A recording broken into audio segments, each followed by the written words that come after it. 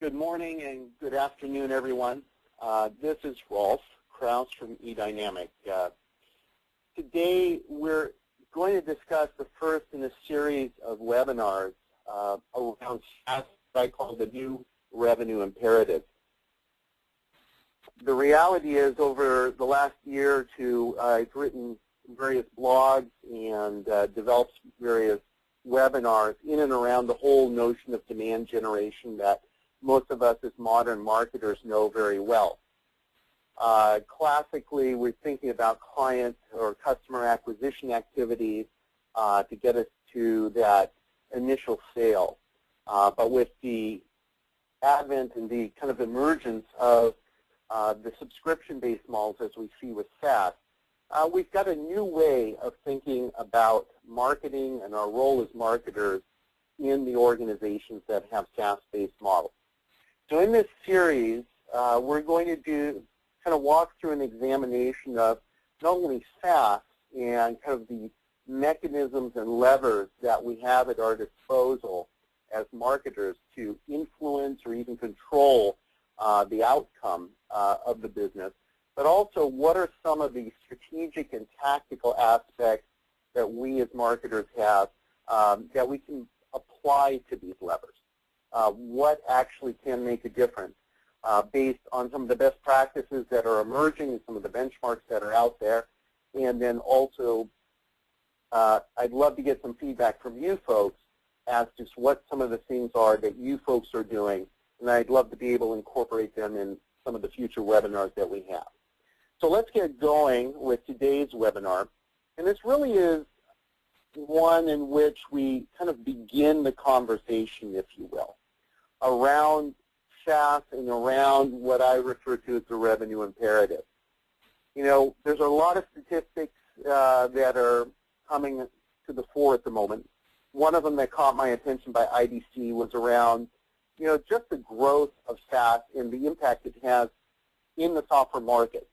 And by 2016, which is right around the corner for us, 24% of all software revenue is going to be coming from subscription-based sales.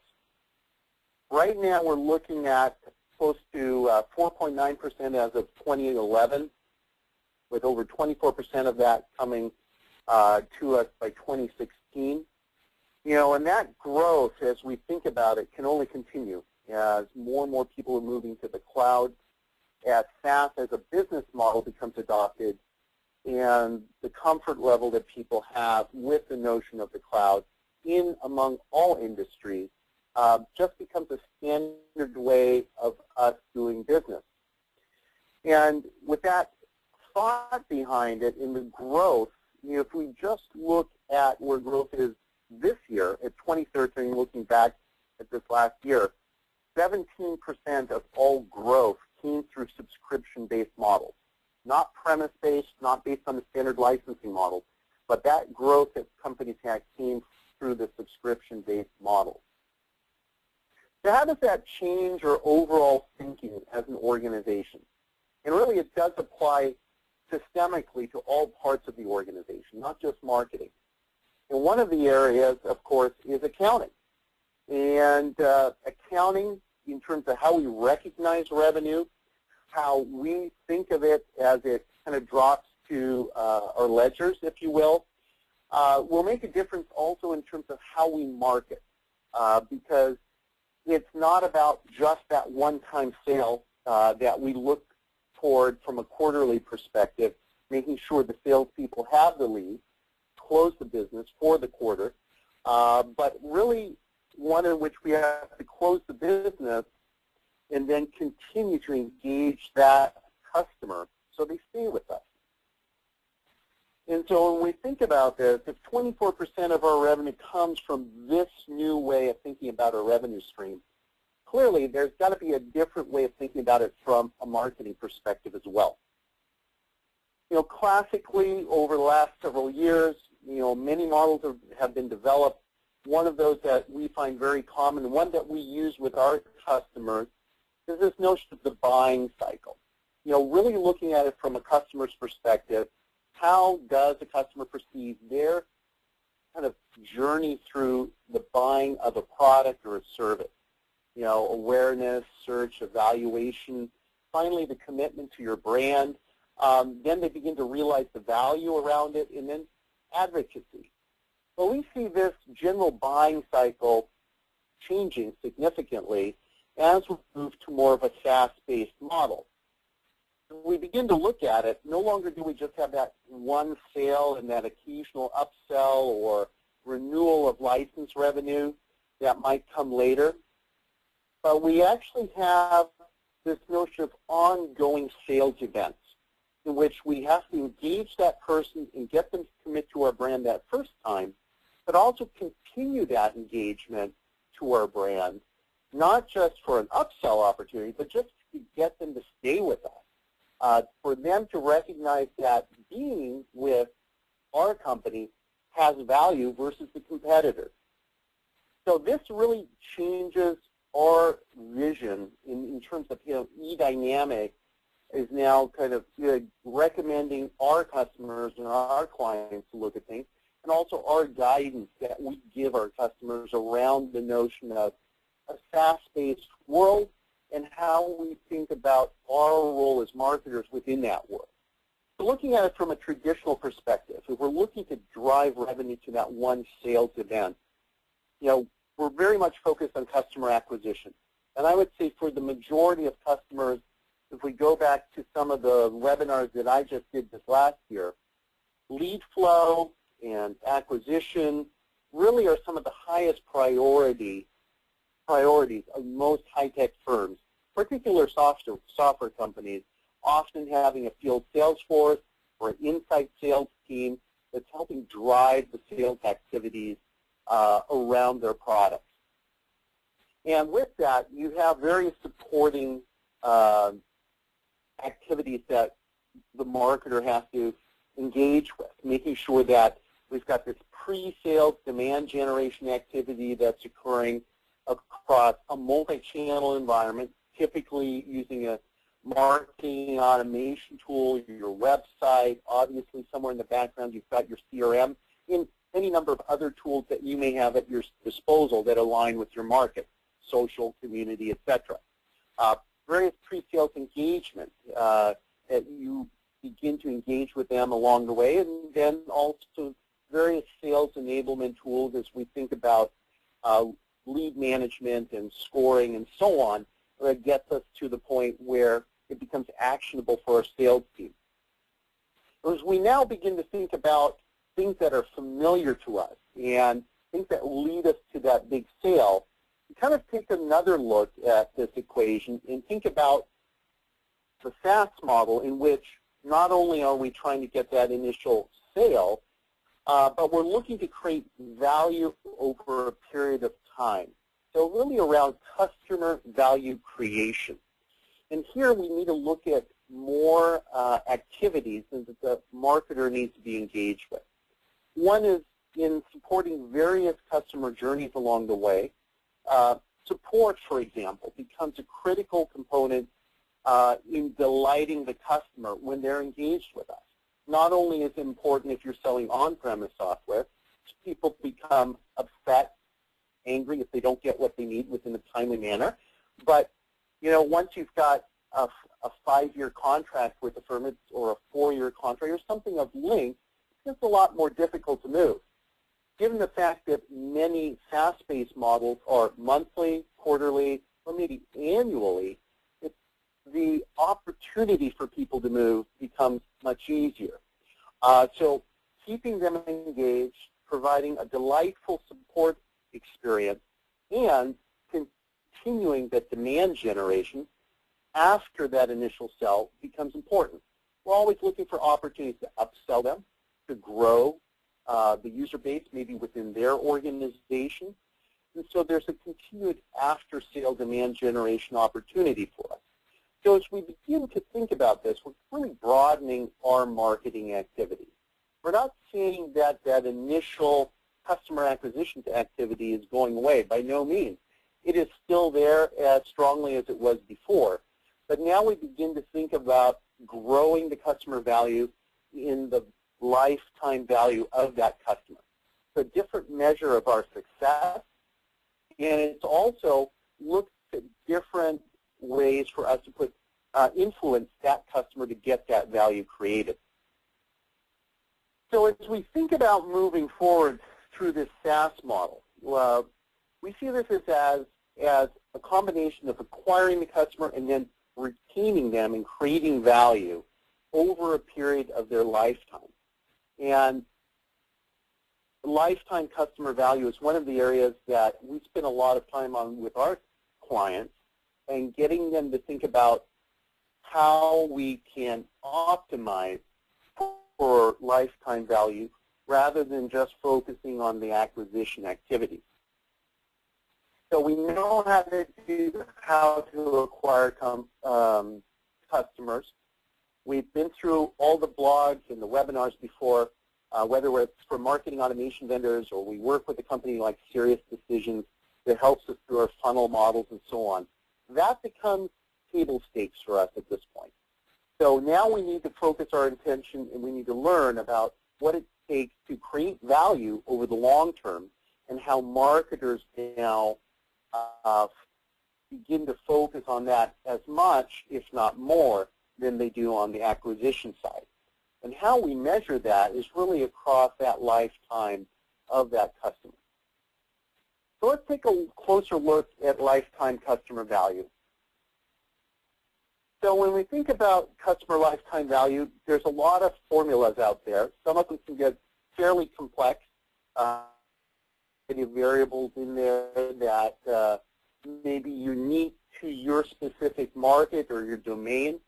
But really in the end, it's about how much time that customer is with our brand, and then the kind of annuity stream that we get from that customer over that lifetime. There may be a discount component in there, and what I found very interesting in this formula is the component of value of referral, which honestly, if we think about the value of a referral, that happens to us, of course, within a premise-based model as well. We have referenceable customers.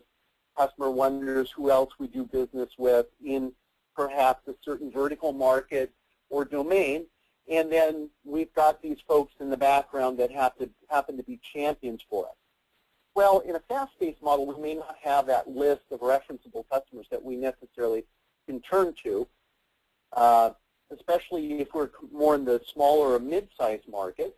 But we may have customers that become advocates for us, either with their peer groups or within their own organization, communicating the value of your product. That alone may have tremendous value to you. In addition, the annual variable contribution per customer, really that annuity stream that we're looking at, can be made up of a variety of things. So again, the share of wallet, if there's a variety of products or capabilities we sell in a suite, how much of that have we captured in terms of the need that the customer has? The cost to serve. Obviously, there might be support costs that get subtracted from that annuity stream. And then that initial customer acquisition cost, which we'll refer to in this presentation as the CAC. That CAC really becomes one of the first hurdles that we need to get over when we're thinking about SaaS as a business model, and from a marketer's perspective, helping the organization get past that hurdle to profitability. So as we begin to get a better handle on a variety of variables that we'll see discussed throughout this presentation, I mentioned customer acquisition costs earlier, and that's really quite simple. Sum of all the sales and marketing expenses divided by the number of customers. It gives us an average cost of sale for that customer. And there may be variations, of course, depending on what they refer to as cohorts. You might segment your customer base along different sizes. If your engagement, of course, revolves around a field sales organization, the cost of acquisition may be much higher. If some of your customers can be acquired through inside sales or perhaps a direct sales mechanism through the web, of course, course, your cost of sale will be much lower. So we'll see how these variables play into the overall ability for a SaaS-based organization to become profitable. So one of the things around SaaS that we know, organization called Pacific Crest comes out with an annual survey that they do around SaaS-based organizations. And it's very insightful because if you go back, you can go and download it. You can do a search with Google and find this online. You'll see that over time, a lot of these numbers begin to change as the market becomes more mature and the organizations that have SaaS models become more sophisticated in how they sell and how they engage their client base. But one of the things that I found very interesting here is that the median cost of acquiring $1 of annual contract value. So let's say you've got a customer that can generate $100 a month, and the annual contract value is then $1,200. For every one of those $1,200, you need to spend an average, in this year, median of 92 cents to acquire that first year of $1,200. And when we think about that, that's really what we're talking about. It takes over a year to recoup your cost of acquisition. So that is pointing to that first hurdle that I was referring to, that the marketer has on their shoulder now to guarantee that we can get through that first hurdle as an organization. Now, of course, your CAC may vary based on, of course, how you acquire the customer, the mechanisms. It may also vary across segments. But in the end, what we're going to see here is that it's fundamental to thinking about how we as an organization become profitable with a SaaS-based model. So here we have a simple cash flow, something that I pulled off the web. There's a lot of great resources there. And this gentleman, David Stock, has quite a few examples like this in his blog. And one was around some of the basic SaaS metrics. Here's a perfect example where you've got an initial cost of perhaps $6,000 to acquire a customer. Perhaps it's an enterprise play. You've got a larger product, requires not only that initial kind of nurturing cycle through digital mechanisms, then the inside salesperson gets involved, and then finally you've got a field salesperson with an engineer, field engineer, working with them to help close this business. But then once you've got that business closed, you've got a recurring revenue stream. So as we begin to look at that, we'll see that based on that previous median dollar amount, 92 cents, it's going to require us over 13 months to recoup that initial cost of sale. So during those first 13 months, we have nothing but negative cash flow to offer the organization. And finally, by the time we get to month 14, we've got some positive cash flow. We've paid off our CAC, and we're finally not losing money if the person were to pull out. And as you can see, depending on how your contracts are written and depending on how you're able to continue that engagement with the customer, you know, if we were to lose them within that initial 13 to 14 months, we would be losing money on them. So there's a lot of things to think about here for us as marketers. How do we continue that delightful experience with the organization through digital mechanisms for this customer during this very critical phase where we're kind of building this bridge to profitability? One of the things that I brought up earlier is the cost of this acquisition. So as we look here, Pacific Crest did another survey in and around the cost of acquisition, and here we can see that, again, as we go to something that's field sales based, we can see that the cost of acquisition is closer to 96 cents per every dollar of annual revenue that we would get. And then as we move toward the internet sale, we can see it's down to a low of 55 cents. So the more we can do in an online manner, the more opportunity we have to recoup that CAC early and to kind of reduce that initial hurdle for us to move into. So with that in mind, all the things that we've learned about digital engagement, things that I've discussed in my previous webinars, and things that you read about on a regular basis still come in play here. Because one of the things that we want to do as much as possible is to reduce the requirement on the backs of the field sales force or the inside sales team and try to get more of that upfront activity done through digital mechanisms, thereby reducing our cost or cost of acquisition. So think about the effectiveness of marketers in this area. One, we can reduce the CAC. And by doing that, we can start thinking about getting to break even sooner. We'll take a closer look at that soon. Driving more revenue growth and getting to profitability.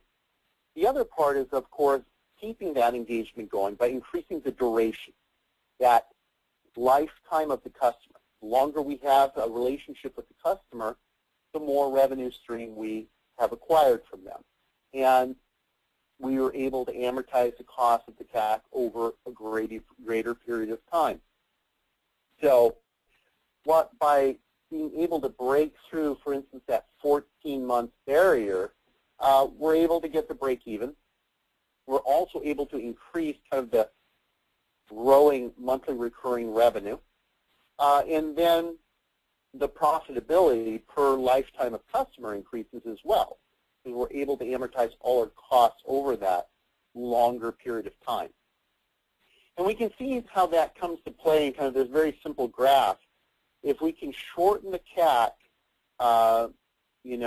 it's going to drive profitability much sooner than one in which that CAC is larger, and we'll have to basically extend our relationship with the customer to get that paid off. So break even comes sooner and allows us to get to profitability much faster. So let's talk about another huge aspect, and I'm sure people were thinking about this in the back. Not only do we have to concern ourselves with the cost of acquisition, the lifetime of the customer, and how those two pieces interplay with each other, but one of the big things that we will come to realize is that not every customer that we bring on or acquire is going to stay with us. As a matter of fact, that we're going to lose an X percentage of our customer base over time. And whatever that X percent is can have a huge impact on our ability to even be profitable and for us to grow as an organization. So one of the things that we're going to do here in this section is really spend some time around this because, again, another one of those levers that we need to have control over from a marketer. And we know that's not fully dependent on the back of the marketer or on the shoulder of the marketer because a lot of it will depend on the competitiveness of the product, how your product will stack up against the other alternatives they have. But it also can depend on things like support. Was working with your support organization delightful, or was it something that people hesitate to engage with? But what the marketer does have control over are a lot of the elements that day-to-day your customers will want to engage your company with. It's maybe to find out more about the product they currently have purchased. Maybe it is to get support. And that whole digital experience of getting support, getting to your support portal, the knowledge base and resource access that they might have, as well as being able to understand more about the product and getting more value out of the current investment they're making. So all of these things combined still put some of the onus back onto the marketer because they have control over that, particularly that digital engagement aspect of it. So if we think about SaaS, I mean, it's really quite simple. We're pulling one way, and churn is kind of pulling us the other way. From an airplane analogy for people that fly, there's the lift also the drag on us that pulls us back down to the ground. And that's exactly what churn is. It's a constant opposition to what we're doing to grow the organization. In a situation in which we have fairly early in an organization, we may have little churn because we're acquiring customers very quickly, they're still learning about our product, and so on. Churn is fairly low. What we'll see is that we might say, hey, we're not losing anyone. What a great thing. But as we begin to mature, that whole curve changes and can potentially keep the growth from occurring, because as churn approaches our acquisition rate, at that point we're kind of neutral. So either we have to acquire more customers more quickly, or we have to reduce churn, or we do both to get to a point where we're again growing. So those are some of the things that we have to consider here as marketers in our ability to influence it. If we look at some of the things that are being tracked, and there's a company called Succe who's got some products and services out there in and around SaaS. And one of the things that they also do is an annual survey. And they surveyed about 250 plus people that currently support a SaaS model within their own organization. And they looked at some of the metrics that these people capture. And one of the top metrics for existing customers, not just the acquisition, we're all familiar with acquisition metrics. It's something we do day in, day out, and we consider those table stakes. But thinking about the existing customers, churn is the #1 metric that people are looking at. And for obvious reasons, it can have such an important impact on the organization. So here in this graph, there's quite a few lines here, but we'll try to break these down. So imagine now the ideal for us in this green line is no churn. That would be ideal growth. As long as we are bringing on new customers, we're growing. But the reality is that churn is going to subtract from the growth at some level. We don't know what that factor is, whatever X will be for your organization. And if we can manage that churn number, that factor, we can still grow. It will pull against our growth, but we'll still be able to grow. We'll still be able to be profitable. And as long as we're acquiring customers faster than we're losing them. Now, at some point in time, there may be a period of time in which you are growing, but you're also losing customers. And if that point in which you're losing customers is less than when you're acquiring customers, you really are now in a non-profitable state in the organization. And the problem there is, of course, is that you can't run that way forever, even if you're a funded company. So again, there's that push and pull between those two. Now, as companies either bring on new products, perhaps you're a mature organization, you're looking to launch new SaaS products, this model becomes relevant for you as well. It's not just relevant to the new company, because during that period of time, that time to profit down below, you will be growing, but you'll also be losing customers. And until the period in which you have grown faster or acquired customers faster than you're losing them, you're going to have a time of unprofitability. So again, break even is really determined very closely between that acquisition balance and the churn rate that you have. So what does that mean for us?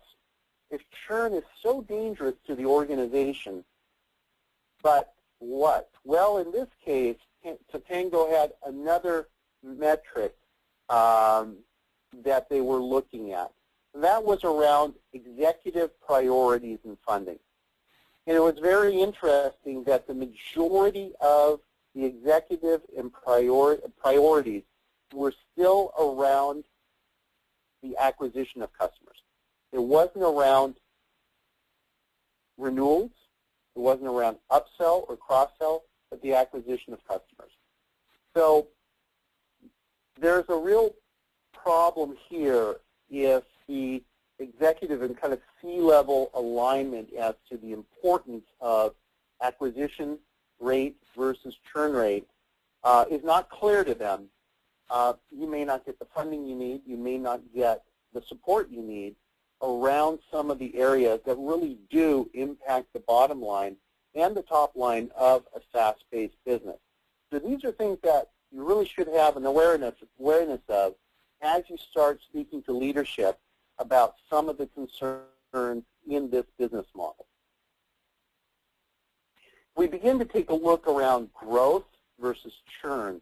One of the things that we can see is that the companies with the greatest growth rates also have the lowest churn. So low churn equates to a higher growth rate. I think this is a very important metric to consider and also bring to leadership, especially those that are unfamiliar or just getting their hands around the whole business model of SaaS. The other component to revenue is then upsell. We'll talk more about that in some of the later webinars that we're going to do. But clearly the upsell component can contribute to growth as well. So in the end here, what is the marketer's imperative?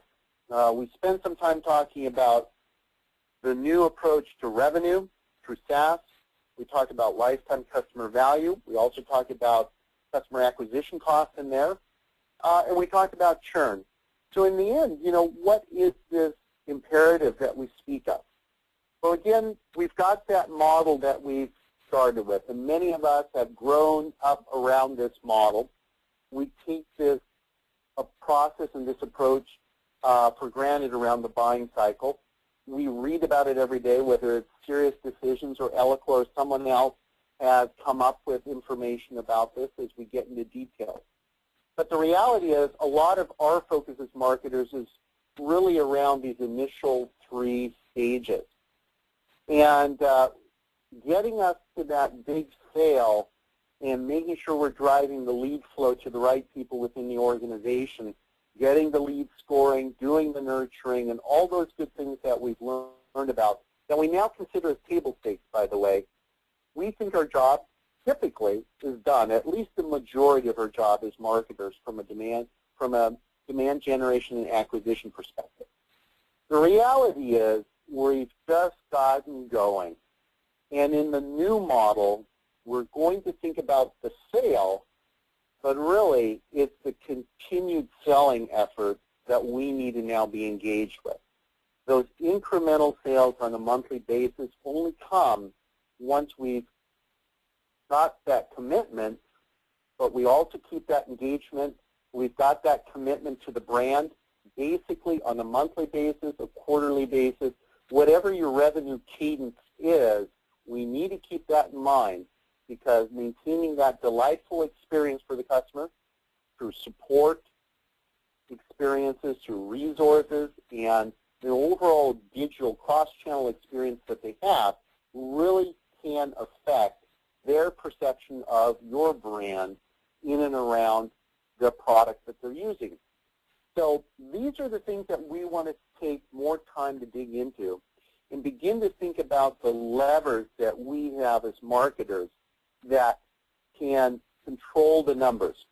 We talked about a lot of numbers today, not something that all of us as marketers perhaps deal with on a daily basis, but the reality is that's where we're going to have the power and control is once we understand these numbers. So if we think about the kind of net new monthly recurring revenue, or we think about the annual contract values, however our cadence is set up with the customer from a revenue perspective, getting to that is really a combination of a variety of things. One, obviously, our monthly or annual or quarterly annuity stream. There's the ability for us to expand the relationship with the customer. And then there is the churn, which is subtracted out of those first 2. And finally, that really leaves us with kind of that average revenue that we're going to get out of a broad section of our customers. And if we can reduce the churn, obviously our net new revenue goes up and our overall revenue goes up. And the value in that is that if we can continue to drive that duration of the engagement with the customer, that drives our lifetime value up. So there's a lot of things we want to be able to focus on. And I think there are both strategic and tactical elements from a marketer's perspective, especially in the digital domain, that you will have control over to influence or even control for any of these elements. So I want to thank you today for joining us. We've tried to make this a bit shorter webinar than our typical webinars in the past. We're trying to move toward a shorter format because we understand how busy all of you are. And this is the first of several webinars in and around this subject matter. And we hope we kind of set up the discussion for you folks to go back to your offices, maybe have a chance to sit down and discuss this with your colleagues, and then think through how you are able to affect those levers that we just identified. One of the things, this webinar will be made available online for download, should be available on SlideShare as well, and a variety of other mechanisms. I'm going to upload it to my LinkedIn for those that want to join me on LinkedIn and my discussions there. I welcome you to link with me. And we look forward to seeing you on the next webinar. If there are any questions at this time, I'd love to have a chance to answer any questions that you might have. Feel free to bring them up and ask them in the window, and I'll try to answer any that might be coming up. Thank you again for your time today.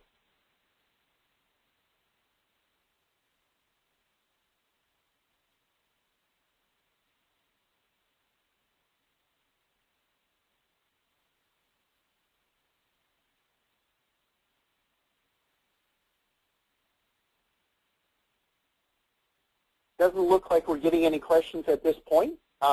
Feel free to contact me through my email, and feel free to give me a call if you have any questions and want to discuss things in more detail. We'd love to share with you some of the best practices that we have developed around this and some of the benchmarks that we have acquired by working with some of our clients and the insights there. Again, thank you very much for your time today. We look forward to seeing you on the next set of webinars. Take care.